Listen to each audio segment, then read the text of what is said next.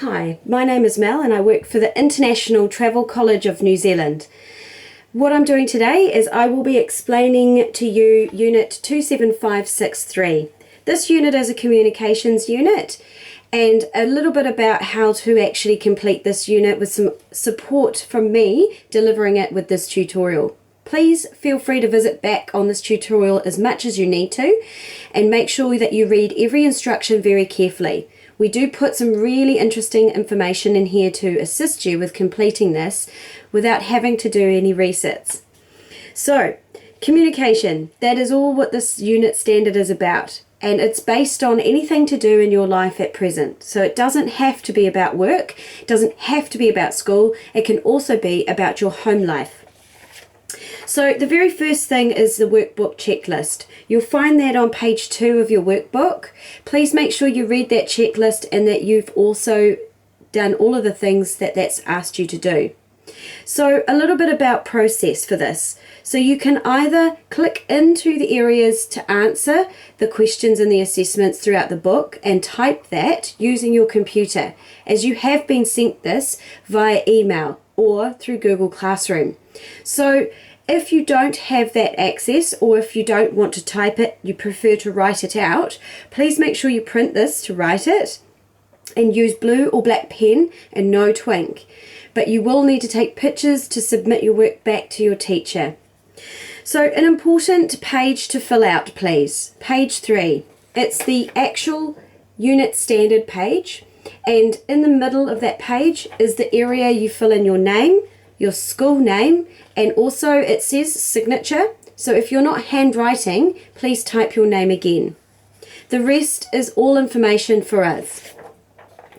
So this unit is not just about communication, but communication in teams and team leadership. And the first section we complete is why is a team important? So I guess a team is really important because it gives each and every person who's in that team a chance to use their individual strengths, which sometimes works really well together as a combination. So like, for example, in my family, I have 4 children. My husband and I see this as a team. Each of my children have different strengths, and we will use those strengths as a family to be able to help and come together and get things done more efficiently and quicker.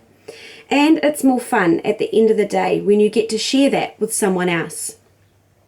There's some reasons on page 4 of what a team is all about. The first task in your assessment, task 1, describe what a team is. Please use the previous page on page 4 and the first sentence in order to answer this, and you can use the words in your workbook. Then the task explanation in task 2. This time we want you to select 2 teams. So these teams could exist in your home life, work life, or school life. Any teams relating to sports, academic teams, teams within the home, any kind of hobbies that you may have outside of the home, workplace or school, that is a team of people working together for a common purpose. So it's asking you to name 2 and the reason for having that team. So if I was to answer that based on my family, the reason I have this team is so that, again, we can work together to achieve greater things as a group. That's why we have our family team. You can also refer back to page 4 for more reasons, which is listed from 1 to 7 at the bottom of the page to give you some ideas about why teams are formed. Team development. So there are different stages for teams. Team forming, team norming, storming, performing, and mourning. So these are different stages. So they do begin from the forming. We form a team. For me, I had my children. They joined our team. So the forming is where they give you guidance, they give you direction. It's the very first stages, but they're also looking out for your strengths. Then you've got storming. This is where they start to see that some people or members of the team may have conflict with doing certain duties, or maybe they're not natural in that type of skill that they're performing in. And they work that out, and then they reassess the team and go, how are they better used? Even in sports teams, you find that for me, when I played netball, I was always the centre. The reason? Because I'm pretty short. So I guess they saw my strength was being quick and fast, and that's where they needed that skill. So they put me in the centre position. So obviously then they reflect on that, and then they go, right, how do we need to structure that team again? Then you've got norming. This is where the team gradually works out their strengths or weaknesses and comes together to really kind of function as a normal team. Of course, they do have a goal at this stage, the team goal. What is your goal? It could be to actually get a goal, or it could be to really achieve a lot together. And so then that's where they come together and work more effectively. They really function well. Performing.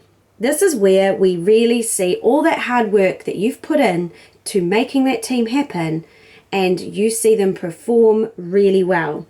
Of course, it's really easy to just leave that team and not really revisit the team and just trust that they're going to continue performing well.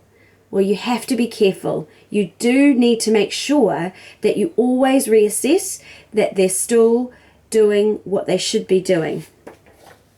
Mourning, the final stage. Mourning is about a period maybe where you have a temporary contract, and that time has come where you no longer work for them. Or for me, I guess my mourning will be when my children grow up to be old enough to move out of home. Or it could be, for example, in a sports team when the season is over. And not everyone mourns. Not everyone has that stage in their team development, but it's definitely a stage to consider and the impact that that has on people. So task 3 on page 8, it's asking you to relate these stages to the teams that you mentioned in task 2. So for me, if I was to mention my team, my family, forming.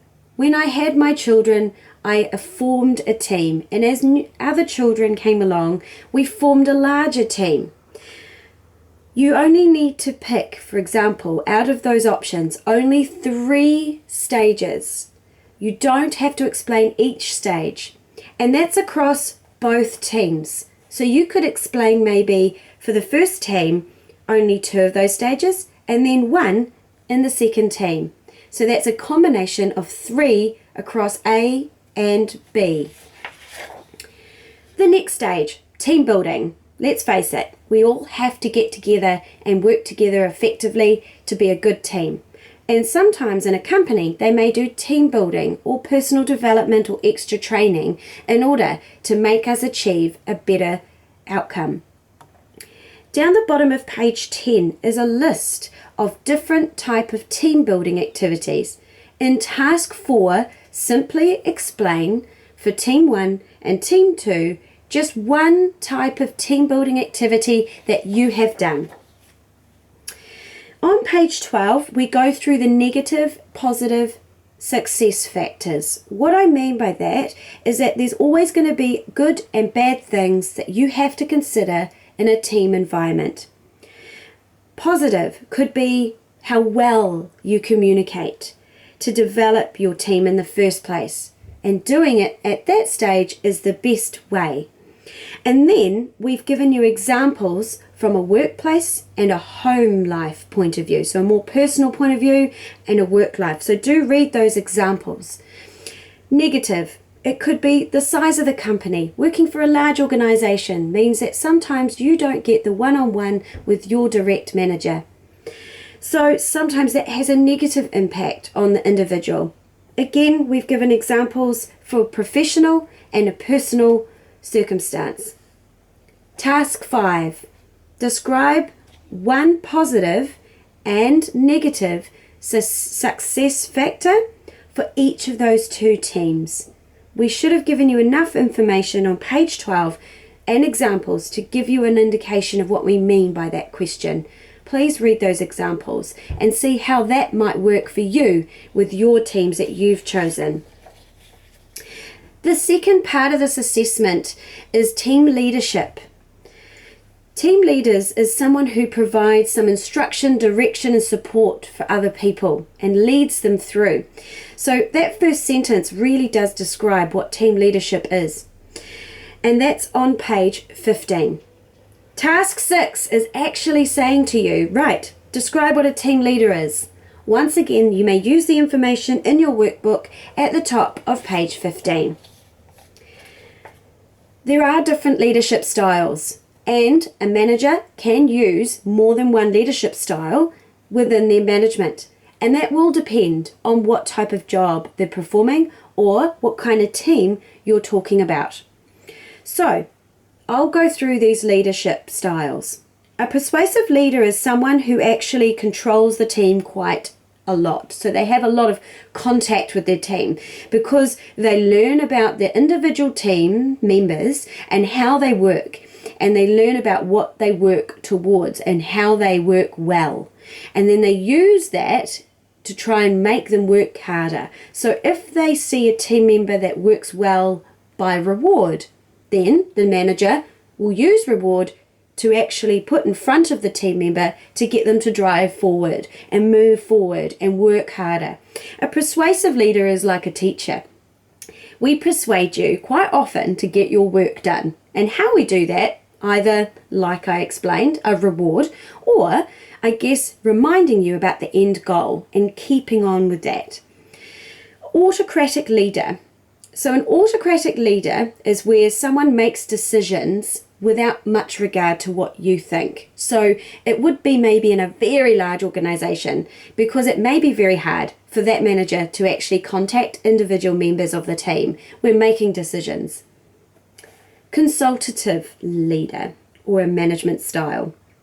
This is where they see the best interests of their employees is really important. So they will actually contact all employees and they will ask them for their feedback before making decisions. So they consult with them. Consensus. That leadership style is where a group of people come together, including the manager, and I guess they get all feedback for something that they want to change or do from every single member of that team. And then they go with how many people may vote for it on the highest level. So if I was to choose right for my children and say, okay guys, we're going to have either chicken for dinner or steak tonight. What would you prefer? And if I've got 3 of my 4 children saying chicken and 1 says steak, I'm going to go with chicken. That's consensus. Laissez-faire. Now this kind of management style is where you take a bit of a back seat. And what I mean by that is that they actually put more responsibility on the actual people in their team to lead. And they just mentor or support them with any decision that they've made. So they don't really put a lot of their own input in. And I guess that would be more for a team that's already well established. And there's also an even level, I guess, of the type of ability in the team as well. So they certainly wouldn't do that if there was a lot of sort of new entrants or junior people in that team. Management by walking around, very common. This is where you see a manager sort of keeping an eye on their team by walking around. It could be in a shop, it could be the likes of in an exam. When you actually sit in an exam, you'll see the teacher kind of walking up and down. That's management by walking around. A lot of sports teams will have that type of management style. The coach, during your first half, will be walking up and down, looking at all of you and seeing what they need to instruct you to do better in the second half. Task 7. Now thinking about those 2 teams, the 2 teams that you may have mentioned in previous tasks, or any team that you have been a part of. I want you to describe in task 7 what type of leadership styles were used in those teams. And again, just like the other task, you only need to describe a total of 4. And that's across both teams. So what I mean by that, team 1 and team 2 doesn't need 4 each. So maybe across the two teams, you could have 2 in one, 2 leaderships in the other, or 3 leadership styles in one and 1 leadership style in the other. You choose. Right, leadership behaviours. Now, I guess the best way for me to have you understand what leadership behaviours are about is by just giving you examples, because the last task in your assessment is going to ask you to name a leadership style you'd like to talk about, and what was the behaviour of the person leading and the person who was receiving that type of leadership style. Because we've got to think about what impact or what happens to us by being led in this particular way. And like I mentioned before, page 23 and 24 has a number of not only professional workplace but personal examples. Please read those. It will give you great ideas about how to explain what we're asking you in the last task. Now for procedure, because officially after task 8 you have completed your unit standard. So you save it. Please save it with your name and maybe even the unit standard number. Send it through to the person who's organised for you to complete this unit. And then your school and we will do the rest. They will send this to us for marking. We will do this within a 2-week period. If there's anything that you need to correct, don't worry, it's okay. You do get 3 attempts at correcting those things. And of course we will support you with further information in order to do that.